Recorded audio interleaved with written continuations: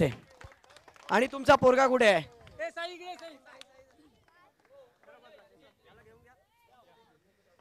पटू पटू समोरून उठ. यस यस यस, आप भी हाथ दीजिए, आप भी हाथ दीजिए. क्या खुशनसीब शख्सियत होंगे आप कि आपको शराफत भाई और हमारे इस मेहमान के हाथों से ये मैन ऑफ द मैच दिया जा रहा है. एक बार जोरदार तालियां भाई, तालियां बजनी चाहिए इस खिलाड़ी के लिए. आपने खेल नहीं दिखाया, आपने इमोशन के साथ खेला है. सिच्युएशन खूप क्रिटिकल होती, नाजूक सिच्युएशन होती, परंतु ज्या पद्धतीने 4 चेंडू 6 चेंडू आणि 6 धावांची गरज, त्याबरोबर 3 चेंडू 3 धावांची गरज, 2 चेंडू 2 धावांची गरज, एक चेंडू 1 धावाची गरज, मॅच खूप टफ झालेली. काय चाललेलं तुमच्या डोक्यात? माझा एक्सपिरियन्स मी माझ्या पणाला लावलेला आहे.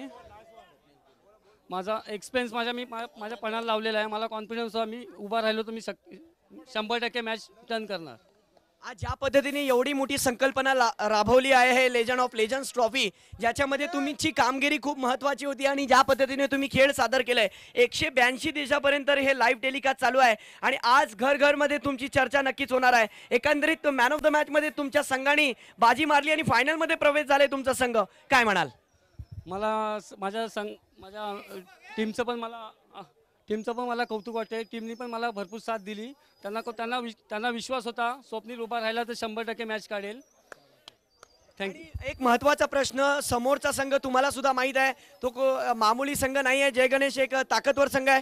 एकंदरीत त्यांच्या खेळीचे विषयी काय म्हणाल? ज्या पद्धतीने राजेंद्र ज्यांनी शेवटपर्यंत झुंज दाखवली, शेवटपर्यंत त्यांचा संघ शर्यत लढत राहिला, त्यांच्या खेळाच्या वरती काय म्हणाल?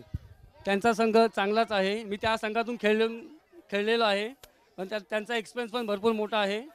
तो संघ भरपूर चांगला आहे, पण मी माझा एक्सपिरियन्स माझ्या पणाला लावलेला आहे म्हणून बस आम्ही विन झालेलो आहोत. बस.